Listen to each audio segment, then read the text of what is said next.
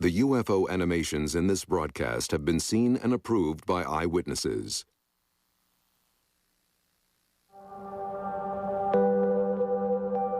Do you believe in flying saucers? It's coming this way. It is definitely coming this way. There's no doubt about it. This is weird. There's other life out there, and there's also intelligent life. That doesn't mean it's easy to find. It's quite a wonder about our place in the universe. To suggest that we're alone is inexcusably egocentric. The federal government knows fully well what is taking place with regard to the UFO phenomenon. They're not sharing that with the American people. I believe that the object that I saw was extraterrestrial. These objects would hover, they would dart very quickly one way or the other. I've never seen anything like that. Haven't since then. If even one of these sightings is correct, is perhaps the greatest event in all of human history. Flying saucers? I don't know whether to believe it or not.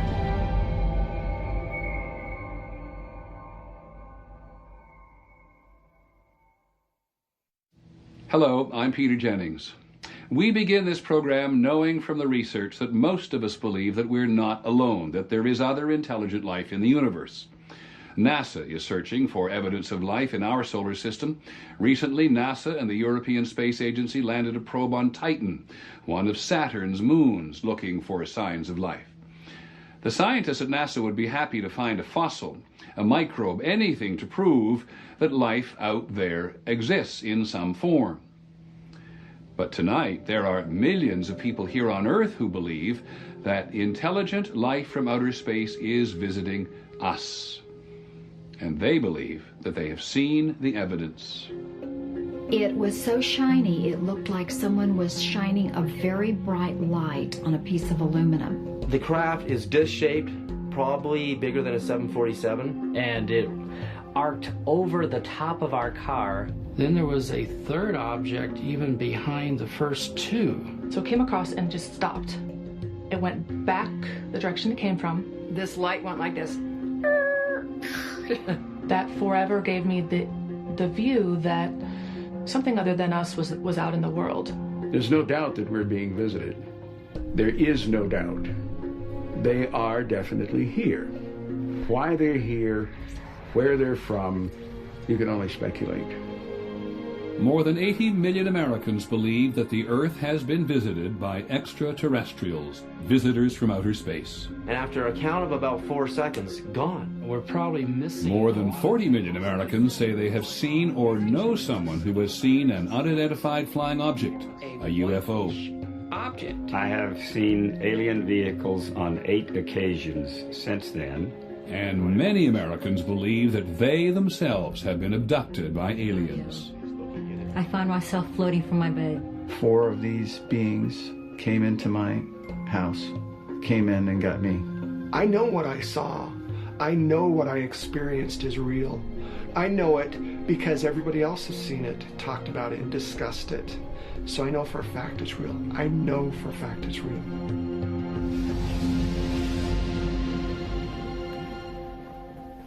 Real to some, fiction to others. Most scientists would rather look for life in a grain of sand than believe that aliens are here among us. When I look at the evidence that aliens have visited Earth, I don't find any of it compelling. None of it, I think, passes the rigorous tests of scientific evidence. So these patterns are made by the drawing. NASA scientist Dr. Chris McKay studies life in California's Mojave Desert, looking for clues to how life might exist on a dry, barren planet like Mars. Here in the Mojave, I know that there was life here. I can reach down in the soil and pull it up and analyze it and find evidence that there was life here when there was water here. I'd like to do the same thing on Mars. Scientists, including McKay, believe that the universe is so vast there must be other places where life exists. If you look at all the people interested in life beyond Earth, there's scientists and UFO searchers. What we all have in common is a belief that there's life out there. We really have that commonality. The difference is how we approach what to do with that belief. What I do with that belief is approach the problem scientifically. So I don't disparage or ridicule the UFO phenomenon. I see it as, in a sense, a shadow of the same kind of work I do. The UFO phenomenon, only a shadow of mainstream science. But people throughout the world believe that unidentified flying objects are spacecraft guided by intelligent beings from beyond the Earth. I have no idea. I flashed the light at it. And if you are among the believers, you have probably spent at least a few late nights listening to the program broadcast from this desert compound. Coast to Coast with Art Bell is the place to talk about UFOs, or ufology, as many of his listeners call it. West of the Rockies, you're on the air. Hi. Hey, Art. This is Matt in Colorado. Hey, Matt. Hey, got a sighting for you that happened last summer. Oh? He was huge, a cigar-shaped. The common cause of ufology is to finally determine what in the hell is flying in our skies. It hurt your eyes, so I turned away. When I looked back, it's gone. I think that Coast to Coast AM is the main conduit for ufology information. And over my phone lines have come the most informed ufologists, the best scientists, and some of the craziest people you'll ever meet. And it was moving very slowly with the cloud cover. It definitely overflew New York City. And I never heard about a triangular UFO until I looked it up and I found that you had seen one. Yep. And Coast to Coast began as actually a political show, kind of like everybody else's political show that radio is infested with. And one day I got sick of doing the same damn thing over and over again, same politics over and over. And I began to sort of inject a little, well, a different kind of programming, you know, aliens and... 3 points of light. The weird thing about them was... Coast to Coast became the fourth most popular program on American radio. It was really weird. Like they were doing a dance? Yeah, exactly. And they went over the rooftop. I think we're fascinated with the whole concept of alien intelligence because it would be so strange if we were all alone. Imagine for a moment how it would feel if we were all alone, if there was no other life, intelligent life, anywhere in all that you see out there. Art Bell and his wife Ramona say they encountered something from out there in 1994. We were on the way home from Las Vegas, about a half mile from where we're standing at the moment. I just happened to look out the rear view mirror and just saw something coming up from behind us. And it looked like it wasn't normal. And I kept saying, what the hell is that? And this thing floated above our heads, doing about 30 miles an hour. That's a good word, float. Yeah. Floated, yeah, it floated. Or had to have been defying gravity, or it was a lighter than aircraft. I don't know. But it was triangular, it was monstrous. The moon and the stars went away, and there it was above us. And we stood and watched it go across the valley and head toward the mountains.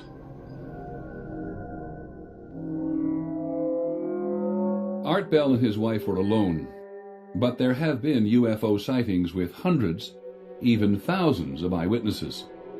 Phoenix, Arizona, March the 13th, 1997.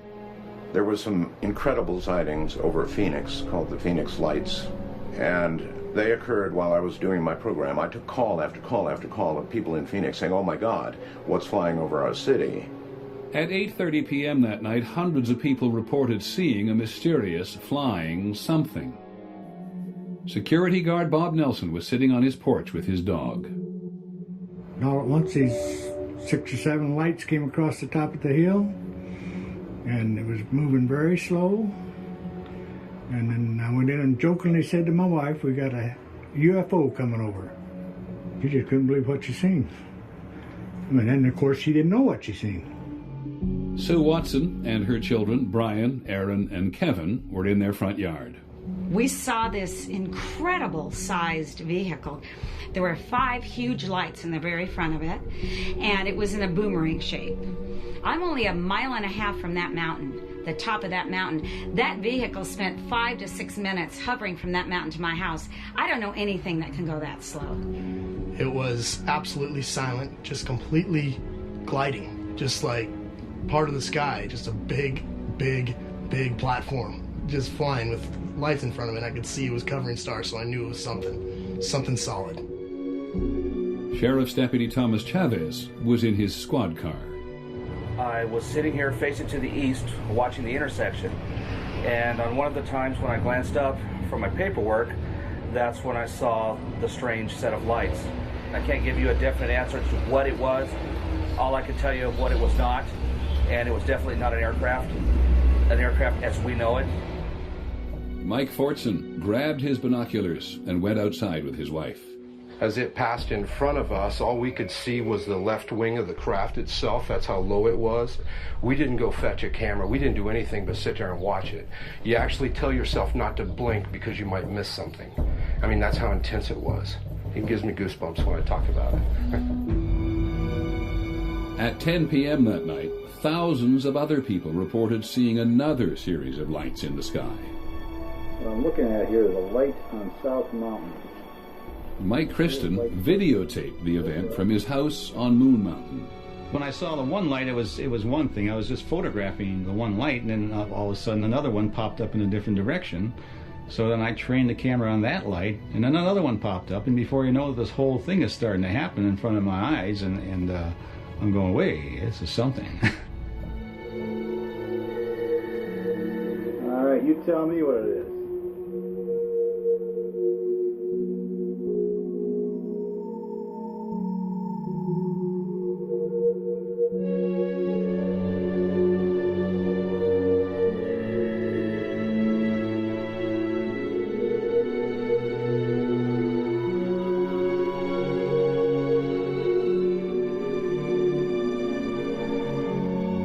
Hey, Sue?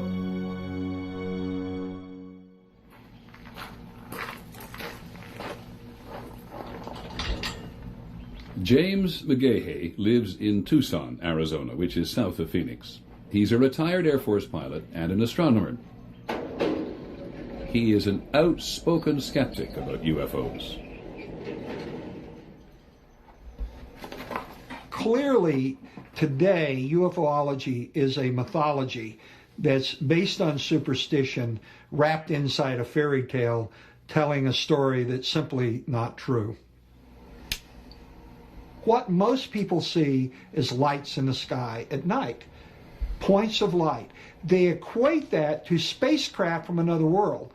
There's no connection. If you see a light in the sky, you've seen a light in the sky. That's all you've seen. This happened in the case of the Phoenix lights. The lights on the videotape were simply flares being dropped by A-10s on the Goldwater test range. There's nothing mysterious about it. I know what flares look like. These are clearly flares. And some people have said they saw a triangular aircraft flying through the Phoenix airspace. The argument against that is very simple. The Phoenix radar didn't see anything.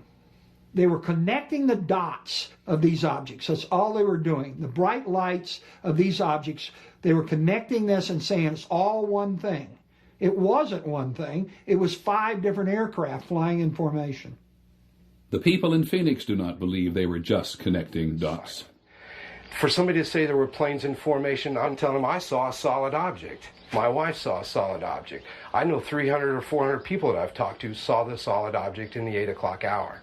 I know what I saw, and it was something that I've never seen before and probably will never see again. And it was amazing. It was amazing. It was something that is not from here, and that's what's so intriguing to me about it, that it's unknown, the unknown of it. I am so certain of what I saw that I would testify in a court of law or in a congressional hearing as to what I saw, because what I saw was not an aircraft. I think it was a UFO. I honestly believe that there was a UFO. You don't have to believe me. Nobody believes it. But you'll believe it when you see it. When it comes to unidentified flying objects, seeing is believing. This is the Center for UFO Studies on the outskirts of Chicago. There are files here from thousands of witnesses who report seeing UFOs, and the records go back for decades. The best way to become a believer in UFOs is to have a sighting. If you encounter it directly, you're likely to believe in it because you encountered it. Intellectual arguments don't always work as well with people, understandably. You know, I saw a UFO, so you should believe in it, or look at all these other people that saw it, so you should believe in it. It's always the personal that's going to lead to a belief that the subject is real, and that's true for scientists, for ufologists, and for members of the general public. Dr. Mark Rodiger has been researching the UFO phenomenon since 1974. One conjecture is that many reports, or at least a good fraction of reports these days, are caused by secret aircraft. It turns out that it's actually pretty easy to distinguish between sightings that might be secret aircraft and sightings that are probably not that. When you get a UFO sighting where the object behaves in a way that defies conventional physics, defies the way that an airplane would move, and when you can see the object, it's not just a point of light, but there is some size there, some actual shape you can see, and that thing isn't shaped like an airplane, well, then it's not a secret aircraft. It's whatever it is, it's just something totally bizarre and strange. An example of that would be a sighting that occurred in January of 2000 near St. Louis, on the Illinois side of the river. This huge triangular object was moving fairly low to the ground, kind of zipping around the area. It's not Venus or Mars or whatever object was up at the time. It's not another aircraft that was up at the time. Well, gee, if it's not a conventional object, what else could it be? My name is Melvin Knoll, and I'm a part-time truck driver, and I own this miniature golf course and also the go-kart track out here. That certain morning, I happened to look over into the sky to the northeast, and I seen a very, very bright light up there, like a very bright star. And then I said, well, that's moving. And I just stood there and watched it as what I was doing, and it was just coming down out of the sky real slow, and no noise, just quiet, and I couldn't see no wings or nothing, just floating right through the midair up there. And I thought, well, if I don't tell nobody that I seen something go over town tonight, nobody will believe me tomorrow. Knoll drove his truck to the Highland, Illinois Police Department to report an unidentified flying object, heading toward the neighboring town of Lebanon. Well, we just received a call from Highland PD. Reference to a truck driver just stopped in and said there was a flying object in the area of Lebanon. It's a joke, right? No, this is not a joke. What's going on? Ed Barton was the first police officer to respond to the call. Be advised, there's a very bright white light east of town, and it keeps changing colors. It's heading westbound now. Matter of fact, if the shadow officer looks up, they can probably see it for now.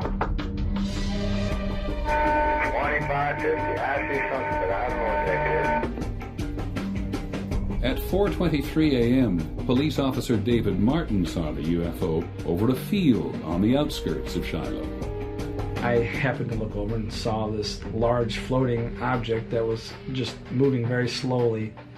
It was probably about a football field in length. It had 3 large bright lights lighting up the sky underneath it. I honestly don't know what it was that I saw, other than I know it wasn't a plane or a helicopter or a blimp. Police reported the object over Lebanon, over Shiloh, over Millstad, over Dupo. Detective Mark Lopino says he saw it as it approached O'Fallon, Illinois. I was driving eastbound on Highway 50 when I see the object, the UFO, if you will. I first thought it was probably a bunch of helicopters flying in some type of formation. As I drew closer to it, I saw it start to cross over the roadway. It was unlike anything I have ever seen before. You could see the lights, and you could see something that they were attached to, and it was shaped like a triangle. I'm freaking out. I'm like, what the heck is this? So I continue, and it's going over these trees. By the time I get here toward the left turn lane, I duck into the left turn lane here, and I stop right about here. I wanted to listen, see if I could hear any type of engine noise. I could not hear anything. I tried to look again at the UFO, and it had already gone behind these trees. I put it in reverse to back up a couple seconds. to see if I could reacquire it again. By the time I backed up, tried to see it, it had moved at least a mile away, if not further. That quick. I was just astonished. I didn't know what to say. I was speechless. 6 people, including 5 police officers, saw an object over southern Illinois that night. And they all describe what they saw as a massive triangular object flying in total silence. It very well could be an alien ship. You know, I don't know. I guess that's why they call them unidentified objects. You know, I don't know. I do know that it wasn't a plane that I've ever seen before. Am I saying it was alien spacecraft? No, I'm not saying it was a military craft. I'm saying I can't identify the object, and it's an unidentified flying object by its very definition. There was no official investigation of the sightings in Illinois or Arizona. The U.S. government is not in the business of investigating UFOs. To understand why, you need to go back to the beginning. When we come back, the story of the first flying saucers.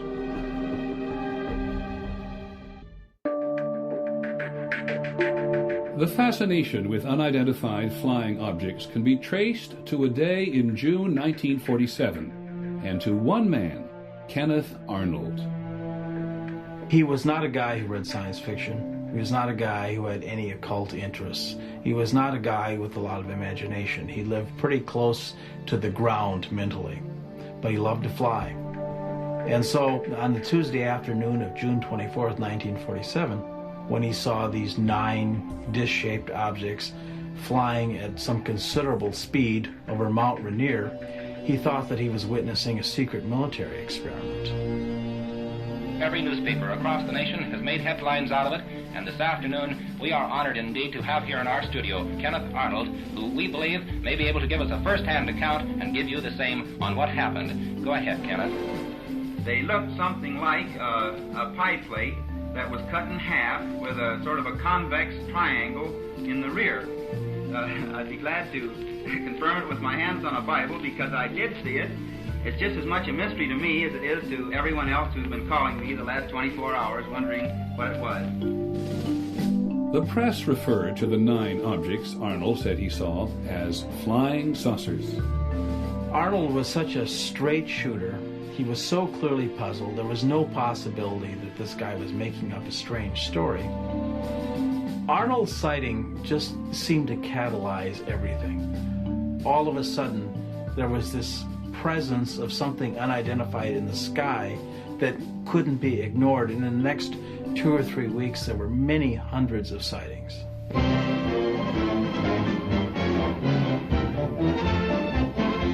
Army fighter planes are on patrol for flying saucers.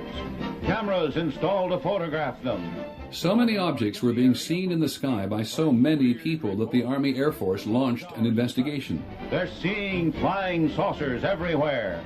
And on September the 23rd, 1947, General Nathan Twining issued a memo that said quite categorically, the phenomenon reported is something real and not visionary or fictitious. When it appeared that technological devices of some kind were penetrating American airspace, and we didn't know what they were and had no idea what to do about them, this was obviously a national security problem. It was the beginning of the Cold War, and what Americans feared most was being attacked by the Soviet Union. We didn't know what they might have flying. And so those concerns by the government, legitimate concerns by the government for our security, led eventually to them establishing a full-time office to investigate UFOs. The Air Force investigators quickly came to realize that they were not dealing with Soviet aircraft. Nothing man-made performed like flying saucers. They started thinking, well, if the Soviets aren't doing this, there's really no thing on Earth that can be doing this. And then on July the 24th, 1948, 2 experienced commercial pilots, Clarence Childs and John Whitehead, were flying at night over Alabama when they encountered what they described as a cigar-shaped object, perhaps 100 feet long, flying faster than any aircraft they had ever seen.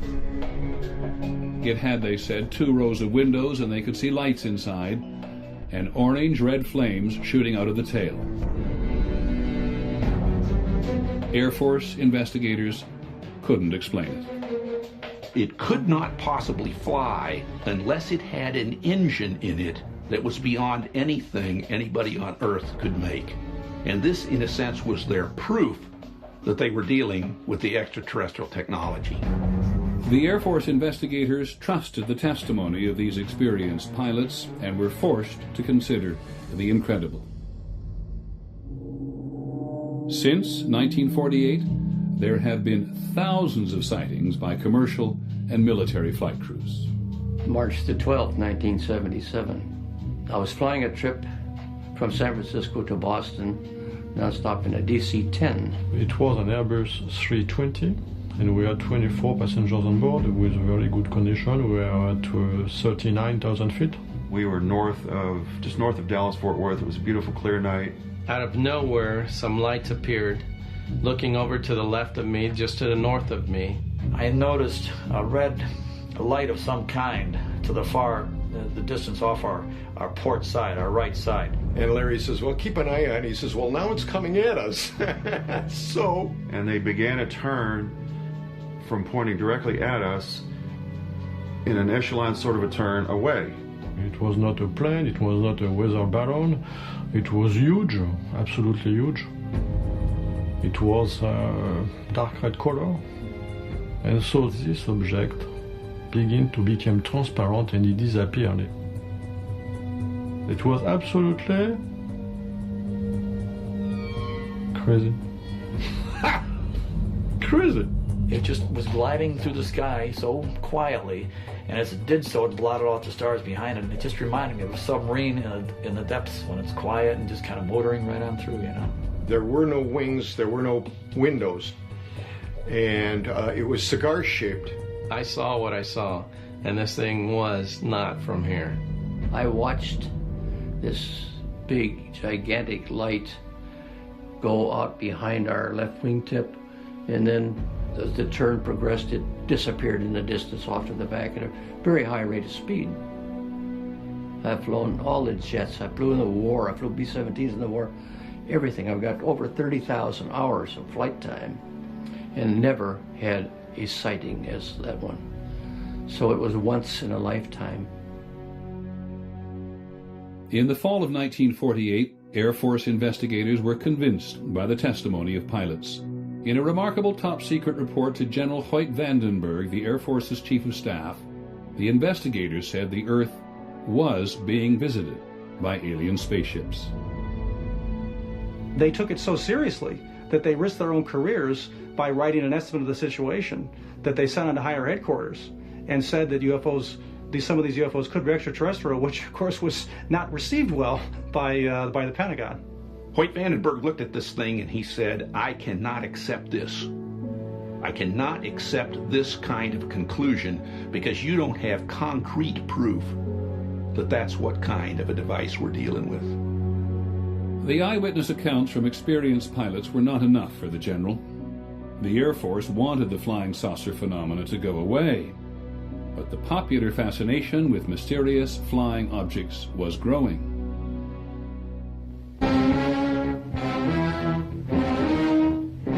In 1952, the Air Force received more UFO reports than any other year in history. The sky is the stage, the actors, so-called flying saucers. And they're back on the scene with some new twists. This is a photograph of a flying saucer taken by myself, and it reminded me of two straw hats stuck together at the brim. I saw an intensely bright, white-green object in the sky. Now, I wouldn't want to say that this was one of those so-called flying saucers, but whatever it was an object and not an illusion. The Air Force had really tried to downplay the UFO problem. But by the summer of 1952, there was an enormous wave of sightings. There were hundreds and hundreds, probably thousands of sightings. Most alarmingly, the sightings were focused on Washington, D.C. At least 3 radar systems in Washington and the area were picking up unidentified targets. This very much worried people in Washington because it looked like penetration of the most important airspace in the country. In July 1952, the Pentagon's communication system was overwhelmed by calls about UFOs. The number of calls of frightened Americans, hysterical Americans, coming into the switchboards of the American government were clogging communication channels. And if American communication channels were clogged, then this would leave America vulnerable to a potential Soviet attack. So the task is calm the Fuhrer, end the hysteria. It was public hysteria, not the flying saucers themselves, that threatened the national security. President Truman ordered the CIA to make recommendations on how the Air Force should handle the UFO problem. The CIA convened a panel headed by the physicist H.P. Robertson. The Robertson panel says we must do something to remove the aura of mystery from the UFO phenomena so that people no longer take them seriously and don't bother to report them. That's what we want.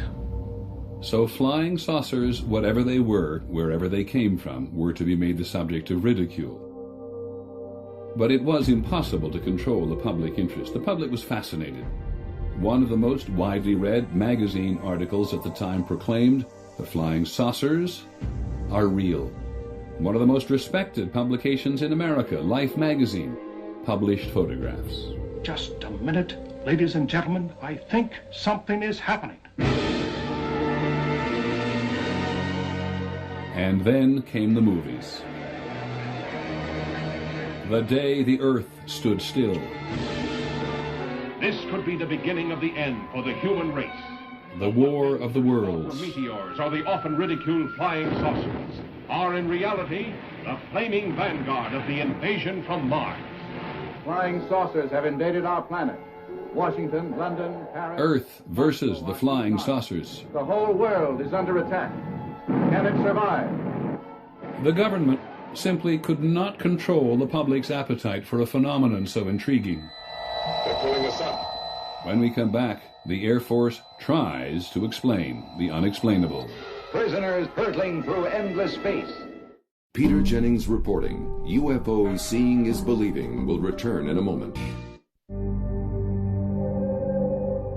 Today, if you ask the Air Force about UFOs, it will tell you there is no evidence that they are extraterrestrial vehicles, and there is no evidence that they represent technology beyond our own.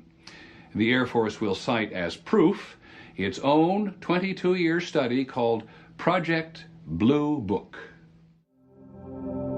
During the 1950s and 60s, Project Blue Book, based at Wright-Patterson Air Force Base in Ohio, investigated hundreds of UFO reports every year. They came from every part of the country, from people in every walk of life. Night sightings, day sightings, sightings of mysterious lights, structured craft. The reports came to Blue Book seeking answers to what it was in America's skies. Blue Book was overwhelmed by the volume of reports. Americans were told again and again, we have a crack unit of individuals, scientifically trained people studying this phenomenon. That wasn't the case. There wasn't a massive institute where Blue Book had a staff of white-coated lab technicians. There was a guy at a desk and a secretary and a private or someone there, typing stuff. It was a very, very small project. Colonel Robert Friend was the director of Project Blue Book from 1958 to 1963. We wanted to explain as many sightings as possible, but we recognized that the amount of resources that would have been necessary in order to do this would have been far beyond those that we were ready to commit at the time. Blue Book was never intended to become a serious, full-scale scientific inquiry. The Air Force had another mission for its UFO office. Blue Book was tasked with a public relations mission, and that mission was denounce the UFOs, dismiss the UFOs, debunk the UFOs, and anybody who believes in them. just come up with answers and get this UFO thing out of the newspapers. The best way to keep UFOs out of the newspapers and therefore out of the public mind was to say repeatedly that they were nothing more than weather balloons or rare atmospheric conditions, a star on the horizon, whatever it took. What they wanted to try to do was, I think, to re-educate the public regarding UFOs, to take away the aura of mystery. And that job was most often left to Blue Book's one civilian scientist, Ohio State astronomer Dr. J. Allen Hynek. To this time, there is no proof that I would consider valid scientific proof that we have been visited by spaceships. There was not one sound. I listened. There was not a sound. Between 1948 and 1969, Dr. Hynek was Project Blue Book's lead scientific investigator on thousands of cases. His job was to stretch his imagination to try to find explanations for every possible case he could, even if he knew it didn't make any sense. Don't you think it would be kind of unusual for a meteor to just fall across the road and hover over there a minute and then drop to the ground? The coming over wouldn't be bad. The hovering that would bother me. The longer he was in, the more cases he saw, the more he realized that he couldn't explain the cases, and there was a genuine mystery involved here. In the middle of the Cold War, across remote stretches of the northern United States, the Air Force kept ballistic missiles and B-52 bombers on constant alert. On the night of October the 24th, 1968, at Minot Air Force Base in Minot, North Dakota, Airman First Class Mike O'Connor was dispatched to make a routine repair at one of the missile sites. We made our turn to come down the road to the missile site, and out of the corner of my eye, I observed what I thought was a farmer's yard light, but it looked awful bright. As we proceeded down the road, the object appeared to lift off the ground and parallel us down the road until we came to the missile site, at which point we got out of the truck and it just kind of hovered there. Staff Sergeant Bill Smith was in charge of security for 10 nuclear missiles. That night he reported seeing strange objects. These objects would rise, they would speed up, they would slow it down, they would hover, they would dart very quickly one way or the other. We were just not really sure that these were things that we could explain. The Minot control tower diverted a B-52 to investigate. Captain Brad Runyon was the B-52's co-pilot. The air traffic controller asked us if we would mind going out to this one area and looking for something. I was curious, and I said, well, what are we looking for? And they said, well, you'll know it if you find it. The navigator on the B-52, Captain Patrick McCaslin, suddenly identified an object on his radar screen. I saw a return, faint one sweep, bright the next, large, off our right wing, 3 o'clock, at about 3 miles. And at that point, I asked the radar navigator to turn on the camera, which would then take pictures of whatever was on the radar screen. These pictures of the radar screen show the object flying in formation with the B-52. This thing was climbing out with us and maintaining the same heading we were. That was unusual. But what really watered my eyes when this thing backed away and allowed us to turn inside of it. When the object suddenly disappeared from the radar, the bomber turned back to find it. Co-pilot Runyon was the first to spot what appeared to be a glowing craft hovering near the ground. When things like that are happening, it seems like time just stands still. My estimate, overall object was a minimum of 200 feet in diameter, and it was hundreds of feet long. It had a metallic cylinder attached to another section that was shaped like a crescent moon. I felt that this crescent moon part was probably the command center.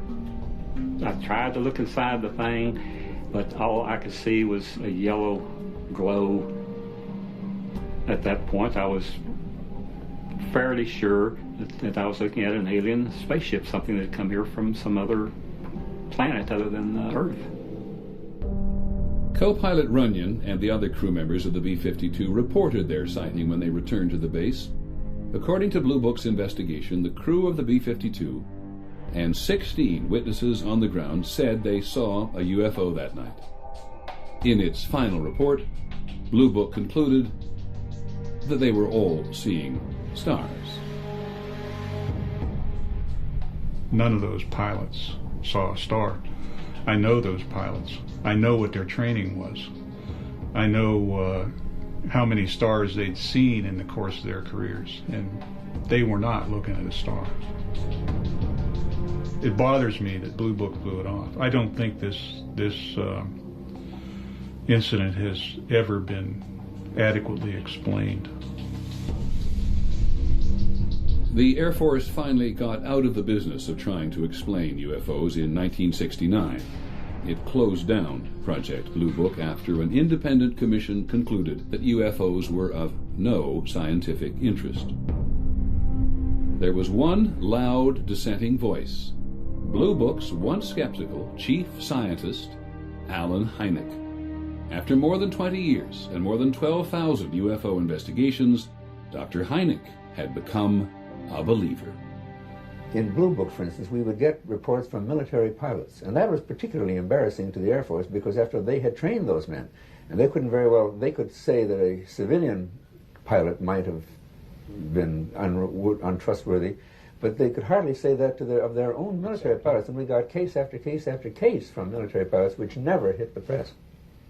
The difference between Alan Hynek and the people he worked with in Blue Book was this. He was a scientist and they weren't.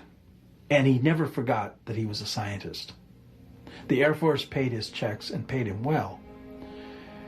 But they couldn't quell his scientific curiosity. And it was his scientific curiosity that finally won out. And that will, I think, probably at some point in the future history of science, will earn Alan Hynek a reputation as a courageous and principled man.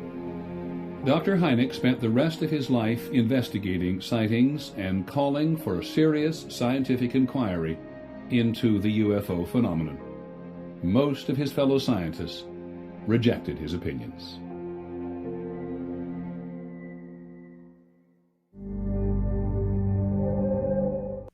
Peter Jennings reporting. UFOs, Seeing is Believing continues.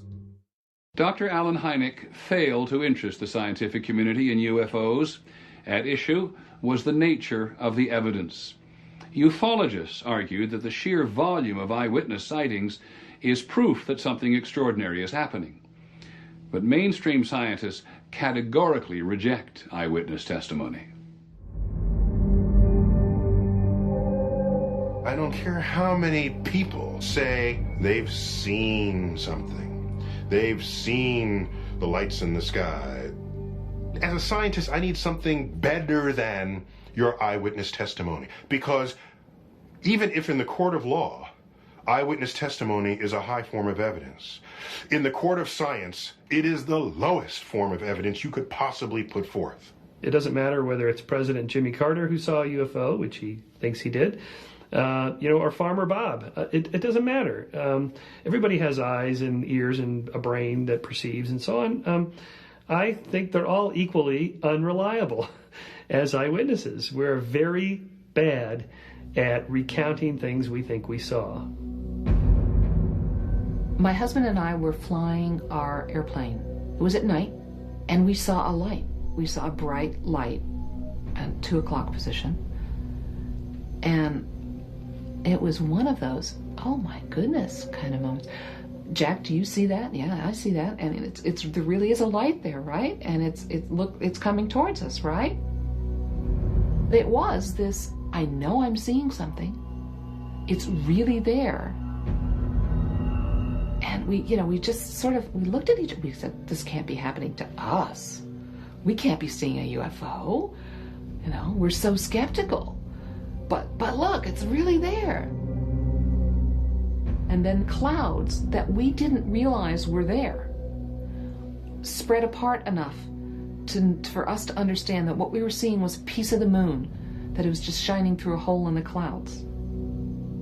Things are often not what they seem. For scientists, seeing is not believing. For them, only physical evidence will prove that UFOs are visiting Earth. They do believe that life exists beyond Earth, and they have spent decades searching for the first piece of evidence. A spacecraft launched by NASA and the European Space Agency traveled billions of miles, and in January 2005 landed a probe on Saturn's moon Titan. No human spacecraft has ever landed so far from Earth. These images of Titan's surface suggest an active world of rivers and oceans. Scientists believe that where there is liquid, there may be life. If we look for life in our backyard, our cosmic backyard, if we look there and find life, imagine what that tells us. That some other random place that happens to be a nearby planet has life just the way we do. Then there's no telling how rich the entire universe is with life.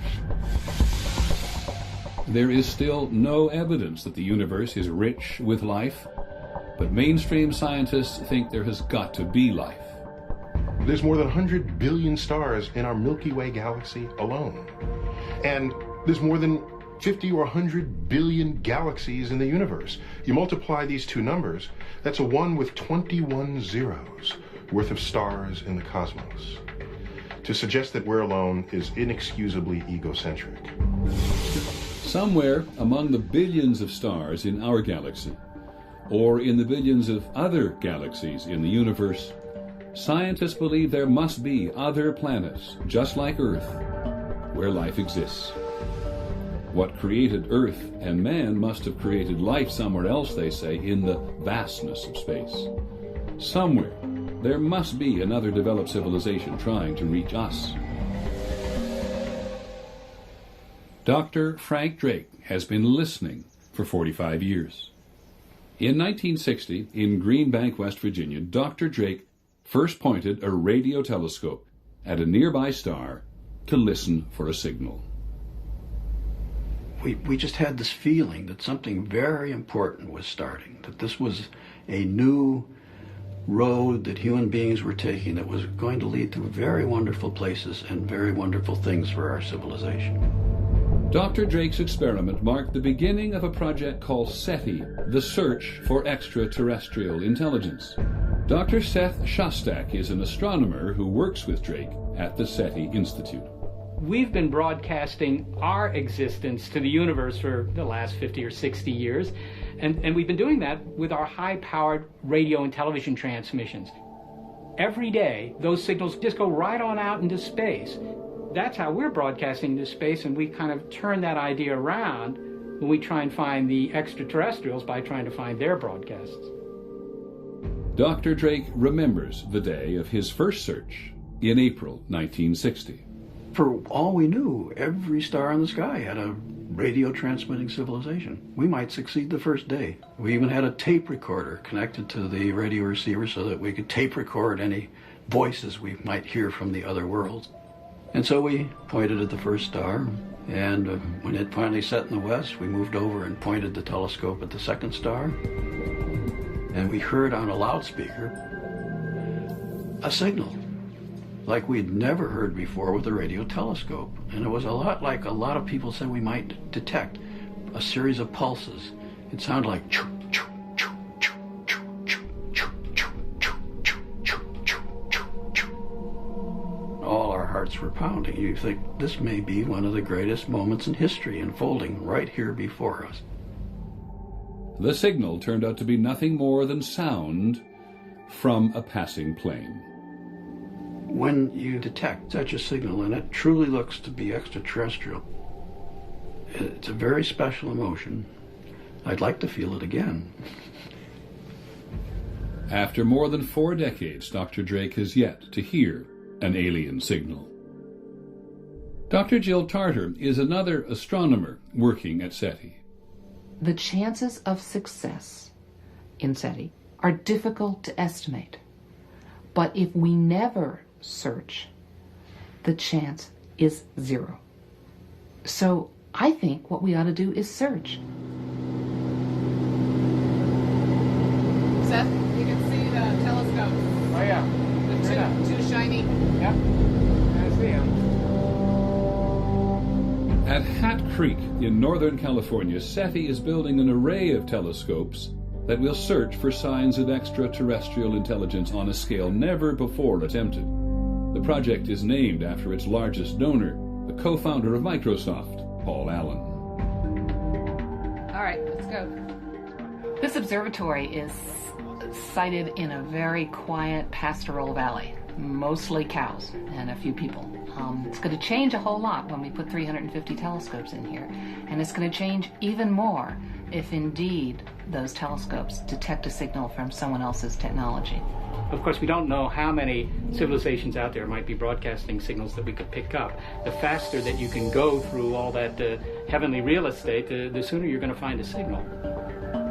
And if that happens, this is where it will happen. It'll happen right here. This is kind of the portal to the cosmos. This is the place where we're going to crack the crystal of isolation that has surrounded this planet for 4.5 billion years. Right here amongst the trees and the lava and the bright sunshine. And drink a little champagne along the way. We will build it, and I hope they will come, or at least in the form of their radio waves. Some UFO believers belittle SETI. Why search the heavens for an elusive signal, they ask, when the extraterrestrials are already here? If I thought that extraterrestrials were really visiting the Earth, I wouldn't be doing this. None of us would be. Why would we go to all the trouble of building this very complex equipment and these expensive antenna arrays and so forth and so on if they were here? It's just not proven that any UFO is a spacecraft from another intelligent species. On the other hand, it must be said that we haven't shown that the extraterrestrials exist either. But we don't make the claim that we have. I think that's a big difference. We will only claim success when we really know we have found something extraterrestrial. If we claim something, there will be data to back it up. Doggone it, we're going to tell you it's up there at these coordinates in the sky. It's at this spot on the dial at this frequency, so take out your own antenna and go out and verify it. We would encourage you to verify it. Okay? And that's the difference between science and myth-making. When we come back, the making of a myth. The story of Roswell.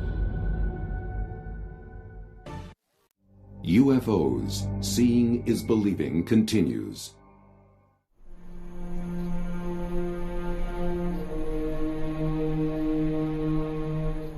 For many of those who believe that the Earth has been visited by extraterrestrial spacecraft, this remote New Mexico ranch is hallowed ground. The story goes that it was here in the summer of 1947 that one of the greatest discoveries in human history was made. The holy grail of ufology, concrete evidence proving the existence of alien life. Major Jesse Marcel, the intelligence officer at the Army Air Base in Roswell, receives a telephone call. The call is to go to the ranch of Mac Brazel and investigate some material that Brazel has found on his land. Marcel goes to the ranch and brings back a load of debris. And this stuff was extraordinary. Jesse Marcel was absolutely convinced what he found was extraterrestrial, that the debris was nothing of this Earth. Marcel loaded up his car with the strange wreckage and drove the 75 miles to Roswell. He stopped at his home to show his wife and 11-year-old son Jesse Jr. what he had found. Woke my mother and myself up saying, I want you to look at this. I mean, I can remember it just like it happened yesterday, the type of material that was there. The most curious part of the debris that I saw were the I-beams, the structural members with pinkish violet writing along the inside surface. It's more like geometric symbols. It was very impressive. When you see something that impressive, even as an 11-year-old, it stays with you. Jesse Marcel Sr. took the debris to the Army Air Force Base at Roswell early in the morning of July the 8th. And by noon, the base commander, Colonel William Blanchard, authorized a press release proclaiming that what Marcel had found was the remains of a flying saucer. Headline edition, July 8, 1947. The Army Air Forces has announced that a flying disc has been found and is now in the possession of the Army. Army officers say the missile has been inspected at Roswell, New Mexico, and sent to Wright Field, Ohio, for further inspection. There was tremendous public excitement. I mean, the newspaper archives from that time, it was just all over the place. I mean, it was national news. It was a big deal. And people were very excited and very frightened and everything else. For one moment in history, Roswell, New Mexico could claim to be the only place on Earth where evidence existed that this planet was being visited by alien spacecraft. It was a short moment. The next day, there was a press conference organized by General Roger Ramey. And Roger Ramey says, "We did not recover a flying saucer. This is no flying disc. What we recovered was a weather balloon." The papers reported General Ramey empties Roswell saucer. The Army Air Force reduced Marcel's discovery to nothing more than a harmless, high-altitude weather balloon. The public accepted it. This was immediately in the wake of World War II, and I think most people basically trusted the government. And so, they had no doubt that this was genuine, and this was true of the press as well. There was very little skepticism about it, and it just kind of went away. For 30 years, no one paid any attention to the events at Roswell. Jesse Marcel's story of a flying saucer that crashed might still be forgotten, were it not for a ufologist named Stanton Friedman. I got involved in 1978. I was at a television station in Baton Rouge, Louisiana. The station manager, out of the blue, he says, the guy you ought to talk to is Jesse Marcel. He handled the wreckage of one of those saucers you were interested in when he was in the military. What? Stanton Friedman found Jesse Marcel. He was retired from the military and was a television repairman in Houma, Louisiana. Marcel had a story to tell. What I saw, I couldn't believe there was so much of it. It was scattered over such a vast area. We found a piece of metal about a 1.5 to 2 feet wide. You couldn't even bend it, you couldn't dent it. Even with a sledgehammer would bounce off of it. So it was not anything from this earth that I'm quite sure of. My dad finally came to the conclusion that this is a story that should not be contained or buried. He felt it was time that people know the truth about this. But what is the truth? The wreckage hadn't been seen since 1947, so there was no way to prove Jesse Marcel's claims, which never stopped Stanton Friedman and his fellow Roswell promoters. The first Roswell book appeared in 1980. It said that what crashed was a flying saucer. It said there was no evidence because the government was hiding it somewhere. The government was engaged in a massive cover-up. If there has been a UFO cover-up, it began in Roswell, New Mexico.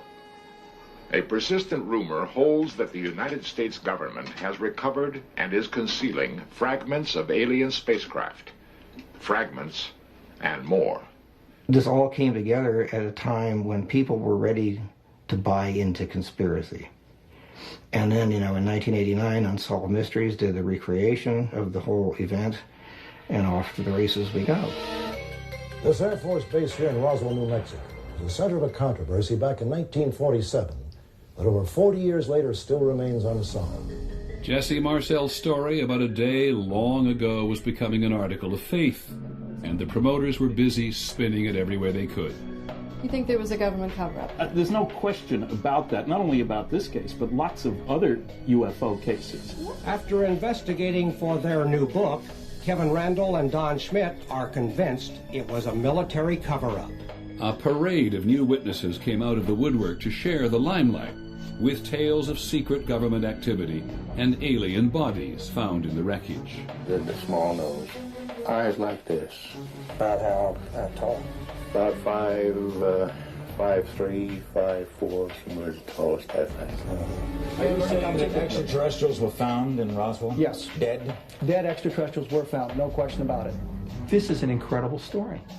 Aliens, the federal government, intimidation, we have a bestseller on our hands. The people who are promoting Roswell realize that there is a gold rush to Roswell. There is money to be made.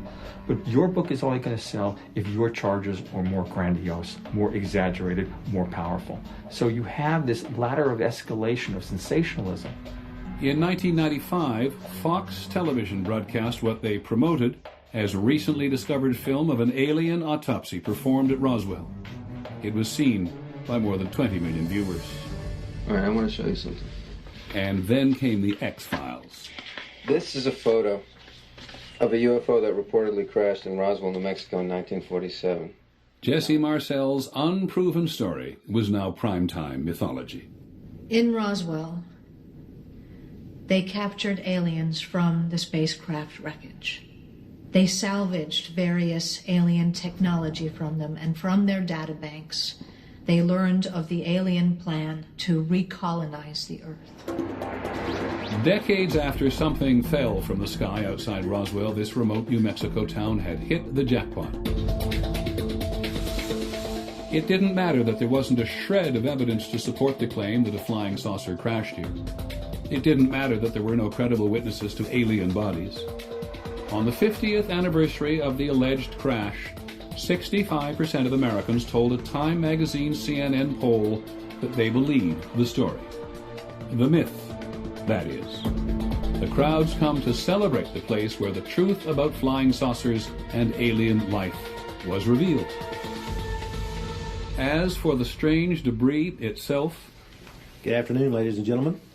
In 1994 and 1997, in reports called the Roswell Incident and Case Solved, the Air Force offered its explanation. We're confident, once the report is out and digested by the public, that this will be the final word on the Roswell incident. The conclusion of the first report left no doubt that what was recovered near Roswell, New Mexico in July 1947 was debris from a formerly top-secret Army Air Forces research project, codenamed Mogul. Project Mogul was so secret it had the same security classification as the project to build the atomic bomb. These high-altitude balloons, with their instrumentation, were designed to detect Soviet nuclear tests. They were tremendous in size, as long as 650 feet. And in 1947, nothing else on Earth looked like this. When I began to look at the reports from that project and see the kinds of materials that were used, weather balloons, aluminum foil-covered radar targets that had struts that had funny little markings in purple and pink all over them. And then I took a look at the descriptions of the genuine debris that was found. It all matched. It all fit. So the irony of all of this is that the great Roswell mystery, the great Roswell cover-up, arose from a real cover-up, but the intent was not to protect knowledge of a crash flying saucer, but to protect a very earthly project. To this day, Roswell's true believers dismiss everything the Air Force had to say. They believe the government cover-up continues. I think that Roswell has become an article of faith for many people. It happened, and that's all there is to it, and don't confuse me with the facts. I don't think that the hardcore believers will ever give up on Roswell. They cling to a myth that here outside Roswell in 1947, the question of are we alone was finally answered. It was not.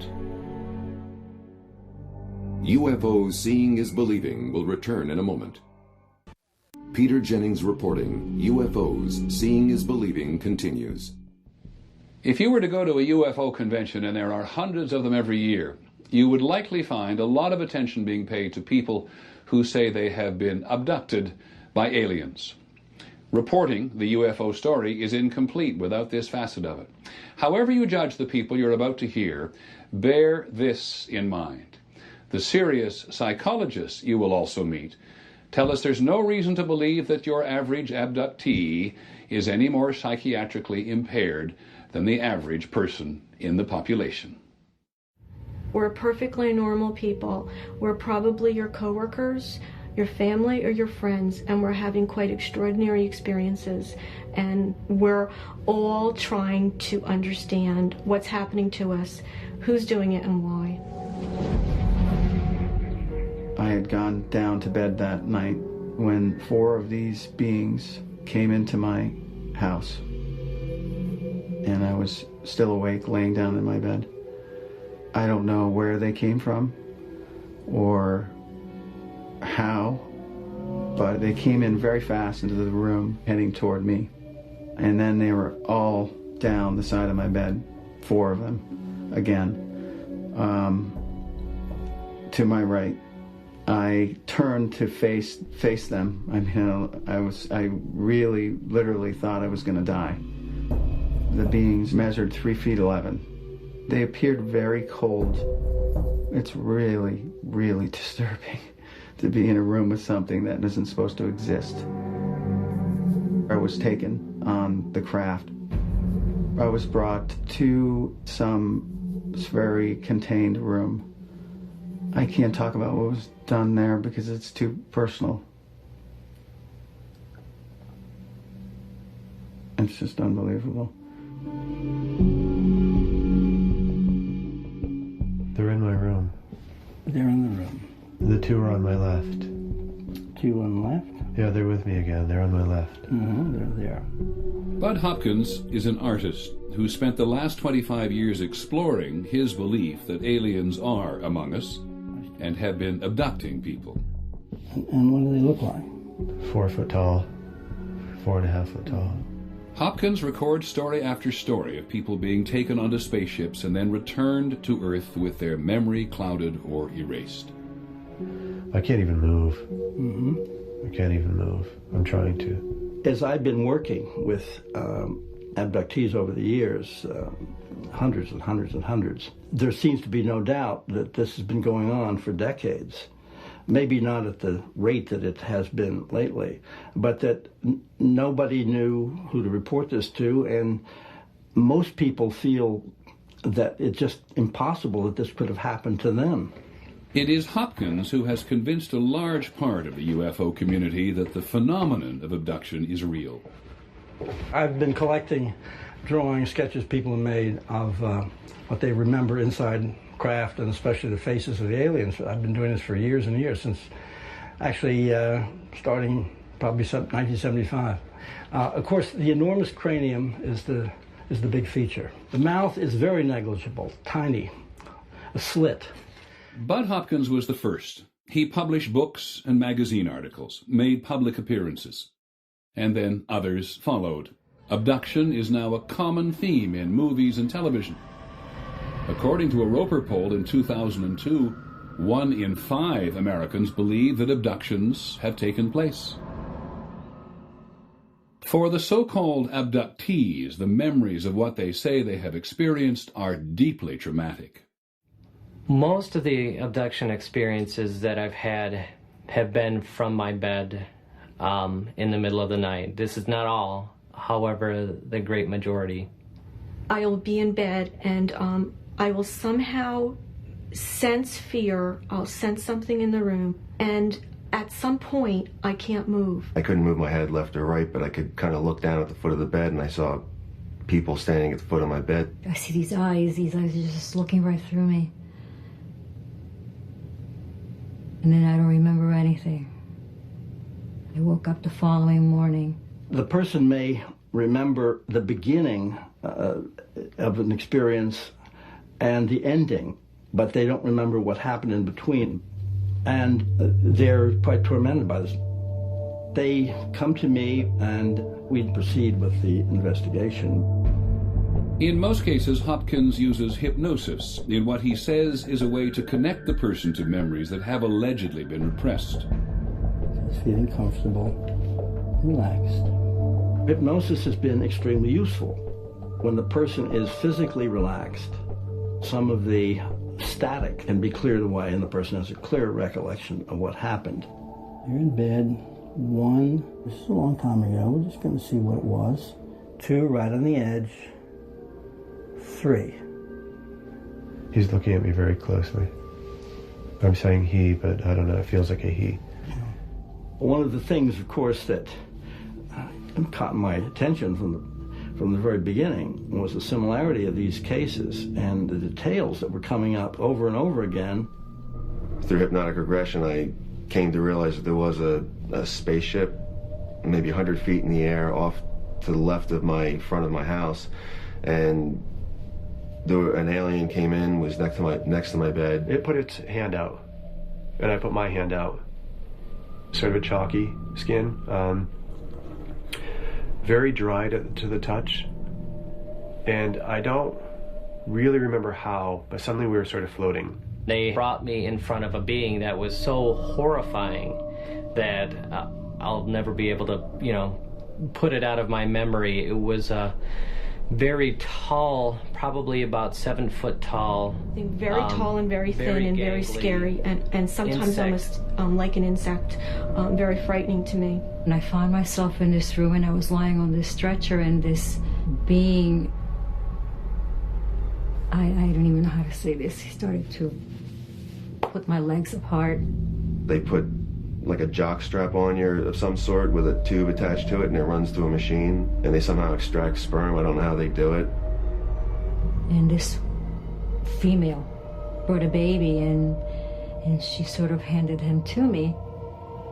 And I instantly said, this baby is mine. I know he's mine. She pulled the baby away from me and said, no, this baby is ours.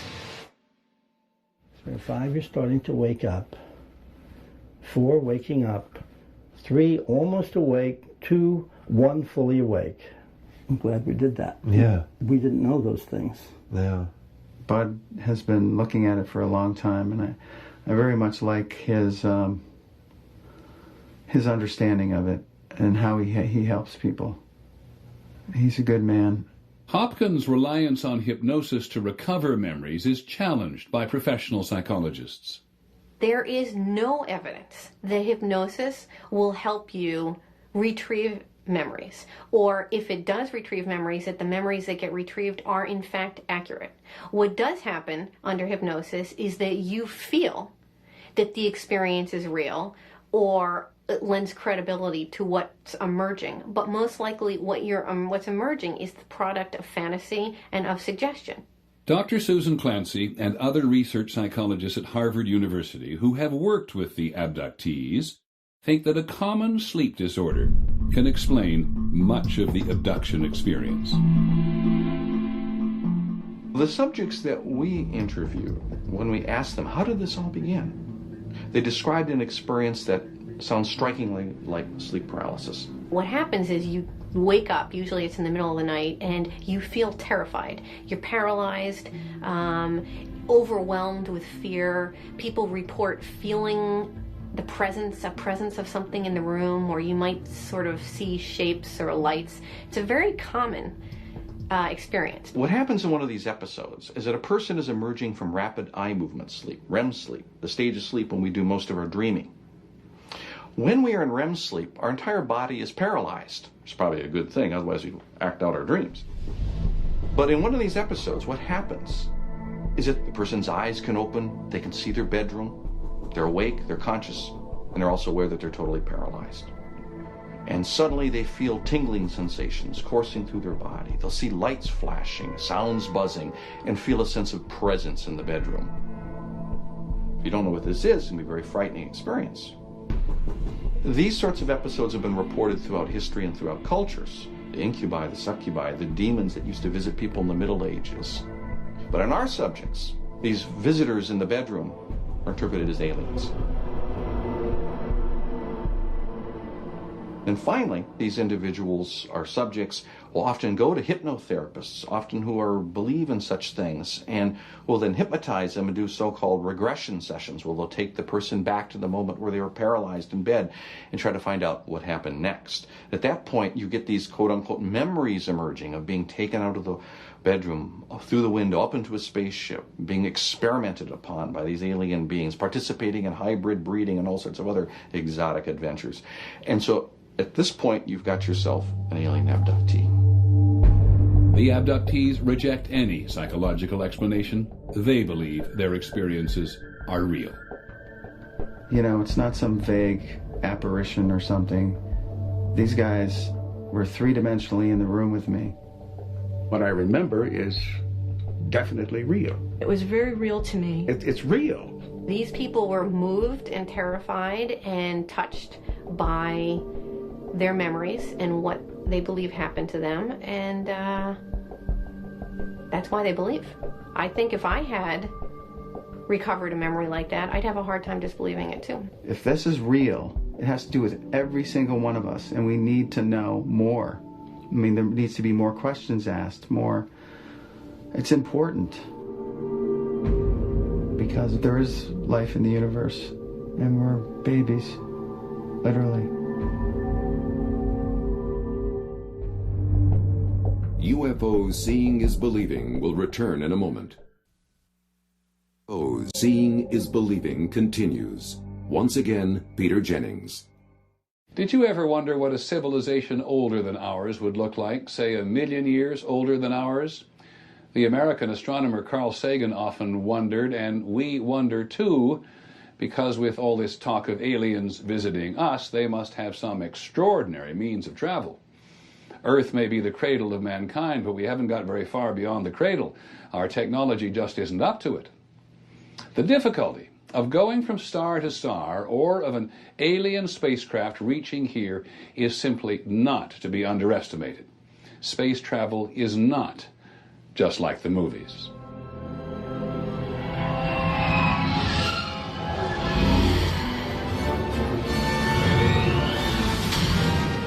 Anybody who goes in the movies probably figures that interstellar travel is just a matter of having, dilithium crystals and Scotty down in the engine room, and you can do it. It's borderline on the simulator, Captain. I cannot guarantee that she'll hold up. Warp drive, Mr. Scott. I don't mean to say that it's impossible to do it. I mean, it doesn't violate the laws of physics to go from one star system to another, but one shouldn't underestimate the difficulty of doing it simply because we see it done every night on television. To seek out new life and new civilizations. To boldly go where no one has gone before.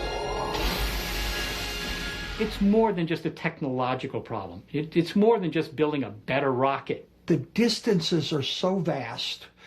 The energy requirements are so extreme, it would be very, very difficult to travel between the stars. It is a law of science, determined by Einstein, that nothing can travel faster than the speed of light, 186,000 miles per second. The fastest object made by man ticks along at 11 miles per second. Voyager would take 73,000 years to reach the nearest star. Scientifically, we have a rule. You want to be alive at the end of your experiment, not dead. So if you're going to be a part of a space expedition, you want to get there faster than your lifespan. I think the notion of transporting people, as some people think, to other planetary systems beyond our own solar system is so far beyond plausible reality that it's a waste of time. And if we can't go there, many scientists tend to believe they can't come here. Some people slam the door on the question of other civilizations visiting the Earth because distances are so far away. I say, not so fast. And the final death of the universe. Dr. Michio Kaku is one of the leading theoretical physicists in the world. He is a professor at the City University of New York. Because Einstein's theory, space and time is a fabric. The fundamental mistake people make when thinking about extraterrestrial intelligence is to assume that they're just like us, except a few hundred years more advanced. I say, open your mind, open your consciousness to the possibility that they are 1,000,000 years ahead. A civilization that could harness the power of stars might be able to find a shortcut through space and time. Einstein said you cannot go faster than the speed of light. However, he left a loophole open. This is a wormhole. You know, in school we learned that a straight line is the shortest distance between 2 points. But actually that's not true. You see, if you fold the sheet of paper and punch a hole through it, you begin to realize that a wormhole is the shortest distance between 2 points. Only those civilizations, millions of years ahead of ours, capable of harnessing the power of billions of star systems, have the ability perhaps to open gateways through space and time, to travel through portals, to go these enormous distances in a blink of an eye. A way perhaps for an alien vehicle to bridge the vastness of space. You simply cannot dismiss the possibility that some of these UFO sightings are actually sightings from some object created by an advanced civilization. A civilization far out in space, a civilization perhaps millions of years ahead of us in technology. You simply cannot discount that possibility. I have no idea where it was from. I just know that it was one unidentified, and it was certainly flying. It was a UFO, for sure. My God, what did we just see? But we saw it, and when you see something of that sort, your life is never, ever the same. I mean, it is like it just happened yesterday. I believe that the object that I saw was extraterrestrial. You can't even sleep because you're thinking, what in the world was it? What was it? And where it came from, when it came from, we do not know. I wish we did. When you look at this handful of cases that cannot be easily dismissed, this is worthy of scientific investigation. Maybe there's nothing there. However, on that off chance that there is something there, that could literally change the course of human history. So I say, let this investigation begin. Peter Jennings reporting, UFOs Seeing is Believing will return in a moment. Peter Jennings reporting, UFOs Seeing is Believing continues. We have often wondered in the course of reporting on UFOs what we would do if we thought we saw one, who we'd share it with. Most people want to tell someone. Today, if you call the local Air Force Base or even the Federal Aviation Administration, they will tell you they don't investigate UFOs. But they may tell you to contact the National UFO Reporting Center. The center is in Seattle, Washington. It is a clearinghouse for thousands of eyewitness reports that come in every year. The National UFO Reporting Center is really one man, Peter Davenport, sitting alone at his desk in the corner of his living room. Davenport is the only person we met who devotes himself full-time to collecting reports and investigating UFO sightings. This is the heart of the National UFO Reporting Center. A telephone, my trusty tape recorder, spare tape recorder if I need it, reference materials with regard to aircraft, and a website. That is UFO Central, if you will, to coin a term. And as modest a facility, physically speaking, as modest as it is, we nevertheless can collect a lot of information. A lot of information from eyewitnesses to add to the already enormous record of sightings going back more than 50 years. Data that science ignores. The proper stance is one of skepticism, because what we ufologists are saying is that the planet Earth is being visited on a regular basis, perhaps on a daily basis. There goes that line. National UFO Reporting Center, good evening. My name is Dr. Scott Crawford. I'm calling from Miami, Florida. I'm an amateur astronomer. Mm-hmm. I was just outside my backyard. Mm-hmm. I saw an object move from east to west over Miami. How long did you see it, please? About 10 seconds. 10 seconds. National UFO Reporting Center, good evening. White, it's like a big ball of white light, and behind it was like this orange flame stuff. Like in the front was 4 or 5 windows and very bright lights, and I thought probably someone was looking out the windows. Mm-hmm. Okay. No lights, blue, no noise. green, I'm going to guess it was going 1,000 miles an hour or faster. I really don't know. round spaceship. More than 50 years after Kenneth Arnold saw the first flying saucers, it is left to Peter Davenport and only a few others to investigate this mystery. It changed directions. Twice. Every day, 7 days a week, Davenport talks to people, sometimes dozens of people, who have seen an object in the sky. People for whom seeing is now believing. Thank you very much. Good night. Wow, this was a good one. We're still hoping to find that golden nugget that will make our position incontrovertible, namely the fact that it appears that these things that we call UFOs are visiting the planet Earth. The golden nugget of ufology, something to elevate ufology to more than a shadow of mainstream science, to convince the skeptics that UFOs are more than just lights in the sky. Ultimately, the UFO believers and the scientists have one thing in common.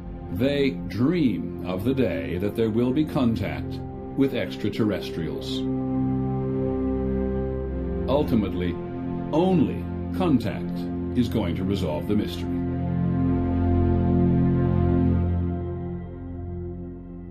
It has been a very interesting journey. I'm Peter Jennings. Thank you for joining us. Good night.